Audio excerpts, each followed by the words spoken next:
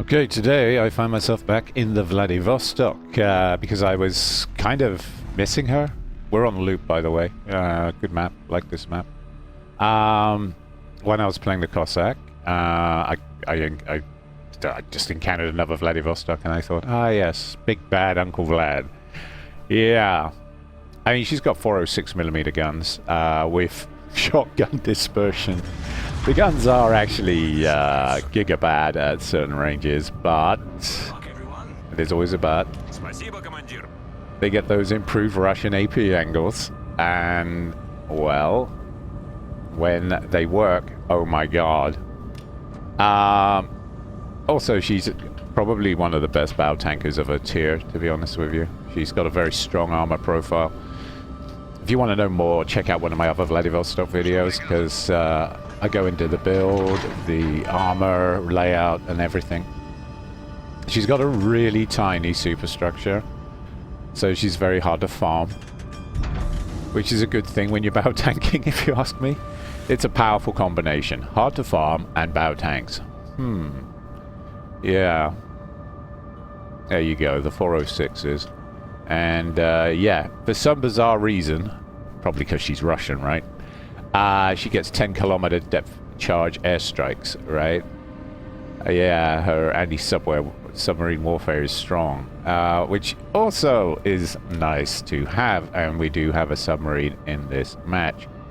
However, if you watched any of my bloody submarine videos, you'll realize that the rudder shift on submarines now is, how do I say it, batshit fucking crazy wargaming, okay? So they're not as easy to use your planes against as they used to be. And they weren't easy then, really. But if you were a bad player, or you hadn't got your head around submarines just yet, you were pretty much a sitting duck. As soon as you learned how to avoid the planes, yeah, you get the idea. But Wargaming thought, no, we want bad players to be able to play submarines. So I know, let's buff the rudder shift. We'll take away shotgun attacks and buff the rudder shift, because that makes total sense, right? So now, in the hands of a skilled player, a submarine is a fucking nightmare. In the hands of a Vlad player, I like that. A Vlad player, a bad player. Oh my good fucking god. What has gone wrong with my mouth today? In the hands of a bad player, the submarine is, well, okay, you know, he's going to avoid your depth charges a lot of the time and be still really annoying. Anyway, I'm following the my friend here in the Kai. We're going to threaten A. That's what I'm doing right now, threatening A. We don't know how many ships they've got here. It looks like they've got a Lenin, they've got a Vanguard. And there's no Mets, of course. These fucking experimental ships. I hate them. I won't go near them. You won't see them on my channel. What a waste of credits and time for something that's unbalanced and breaks ranked, right? I don't mind them in random. I think fair enough. Okay, fine. We want to experiment. Make us all beta testers. Sure. But in competitive, they've got no place in competitive at all, in my opinion. Just my opinion, you understand, and probably half the fucking community. But there we are. It just is what it is. Let's see if we can hit the Mets again. Look at that shotgun dispersion. Got 3 hits out of 6. Hey? 2 pens, 1 overpen. Yeah. But then the range is 13.2. To be honest, these sort of ranges, the guns on the Vlad are not actually that bad. They really are not.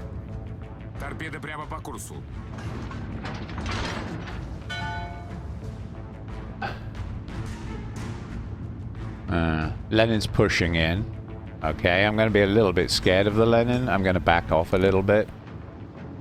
Because like me, he's another bow tanker. I have respect for the Lenin. I'm not scared of the Lenin. I'm in a Vladivostok, for fuck's sake.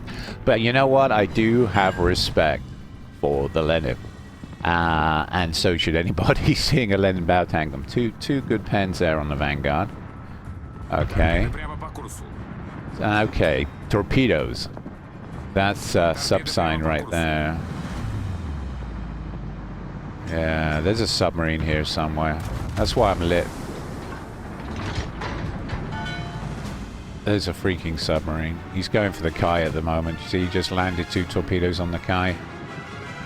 And he's flooding out. Oh god, the Kai is flooding out. There he is, little shit. Right on the edge of my submarine warfare. And we just lost the Kai. I know the Lenin finished him off, but it was the sub that led to his demise. Why on earth push in a Kai, right? Don't push in a Kai. It's a soft battleship. It doesn't bow tank well. It's not a brawler. I know. They say, oh yeah, well, the Kai's got torpedoes long gun. Yeah, sure. But essentially the Kai's role is more of a sort of mid-range sniper that can lay down some torpedoes into pushing enemy battleships while they're kiting away, right? Than something that just goes straight in to try and launch its torpedoes at point-blank range. That's the last desperate act of a desperate man. That's what that is. And we're in the first 5 minutes of the match. It's not time to get desperate yet. So sorry, Kai, but that was a really bad play. You've left me on my own now. The Iran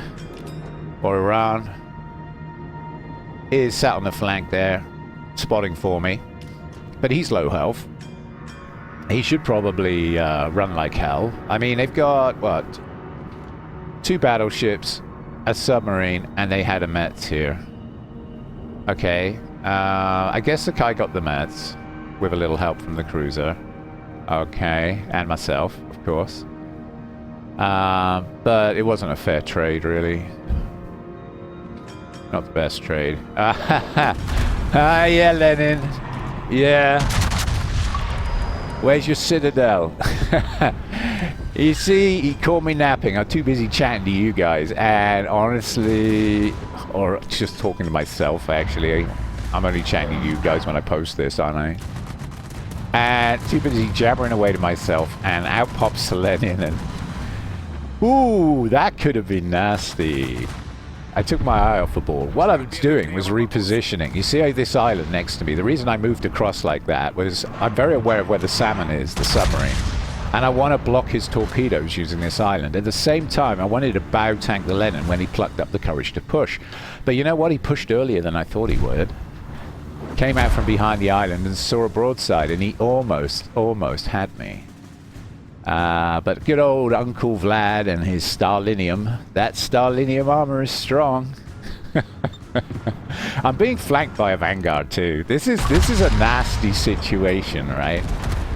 End of conversation. If I was in any other ship, I would be a little concerned right now. But I'm in a Vladivostok, for God's sake. This is okay. This is okay. You know, your best bet, Lenin, is to ram me and get it over with. Because if you don't ram me, you're dead.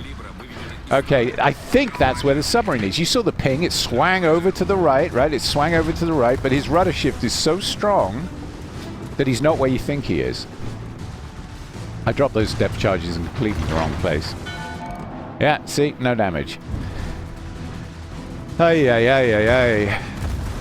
That's because I was under pressure. I should have gone slightly further north with those markers. You saw where I dropped them, right? I should have gone a bit further north. Go up another 2 squares with the markers.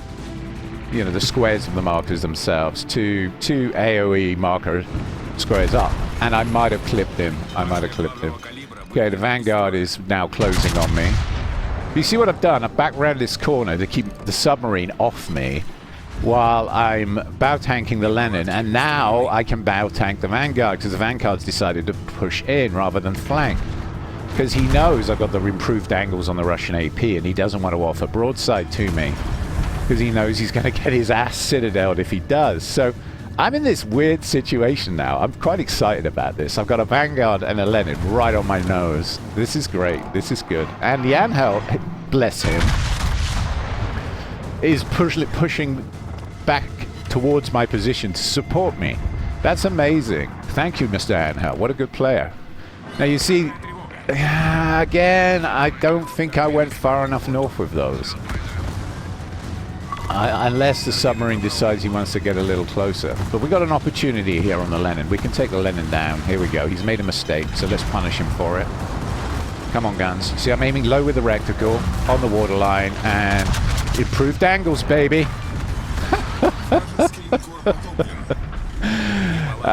You don't fuck with Uncle Vlad or he fucks back. I fucking love this ship. Honestly, Wargaming, you made something a little special here. Okay, so now I'm still very healthy because the submarine hasn't been able to predate me like he did the Kai. The submarine's turned round and headed in the opposite direction because he's trying to find angle, which is why my depth charges missed. I thought he was going to push in towards me, but this coward has run away. The Anhalt's put him under additional pressure. So he's going to try and loop round and torpedo me, and that's going to be a problem. There's not much I can do about that. Oh, I showed too much broadside. You can see there, bottom left corner. You see I'm red. That means I'm showing Citadel. Okay, I'm going to focus a bit more and chat a little less, I think. That hurt, Vanguard. That really stung.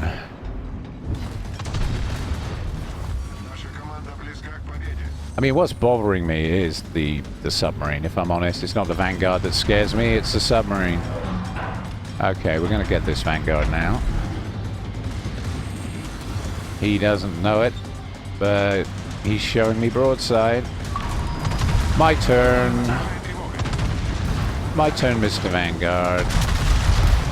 Okay, 6 good pens. No Citadel, sad face. How the hell I didn't get a Citadel there, I'll never know. Probably too close to the target, but I got 6 full pens. And now here comes the submarine of doom. And down I go. Yeah. I mean, the submarine was eventually going to get me unless he fucked up and made a mistake. This guy knows what he's doing, unfortunately. That doesn't mean he's good at playing submarines, right? It just means that he's an average submarine player. Because, honestly, you really don't need a brain to play a submarine. You really don't. If you have got a brain, oh my god, look out. Look out, Team Red, because you're all dead. I fucking hate them so much. Anyway, moving on. Our U-190's heading away. Now, what I failed to mention in all of that, because I was having far too much fun, and the fun police made sure that stopped, is that our team managed to get B. The Prince Eugene and the Anhalt worked really well together, using the U-19 to spot, and they got B, okay? And then they came back to help me. A little too late, unfortunately, for the submarine, but they certainly helped me against the other 2 targets, which is why I didn't kill the Vanguard, because the Anhalt stole the fucking frag, man. But that's okay. That's okay. Team game, right? Team game. There's the submarine, little shit. Yeah. The invisible cunt has finally come to the surface. Go get him, Anhalt. Take that. Yeah, take that bad boy out of the equation. Come on, let's get rid of him. Now you see, he's slowed down the salmon, which means his rudder shift isn't in his favor anymore. You do need a bit of speed to get the rudder shift to work really well. The salmon's going way too slow. He's a sitting duck now.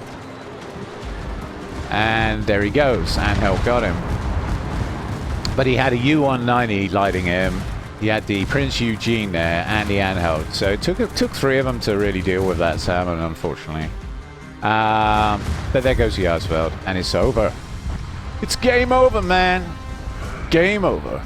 And of course we won. That Uncle Vlad magic. See, all I did was hold up my flank, right? So that the enemy team couldn't push through to our cap. Dev strike there. Nice. High caliber, very happy with that. Every game's a great game in the Vladivostok in ranked, honestly. The Anhalt played really, really well. Damn, he played well. Okay, well played, my man. I did my part. Worthy adversary there. Okay, we got 48,000 on the landing, 67,961 on the Vanguard. Is 16k on the Mets, and only 2,890 sad face on the Salmon. 135,723 total. Not bad for a tier 8 battleship in rank, right? 128k with a main battery. Oh, I love this ship. 2,549 from fires. That was pretty much secondary function. 40% modifier, just over 250,000 credits earned there. 13k captain experience. I hope you enjoyed that game as much as I did playing it. And if you did, don't forget to like and subscribe. Thank you. Thank you all very much for watching. Thank you very much.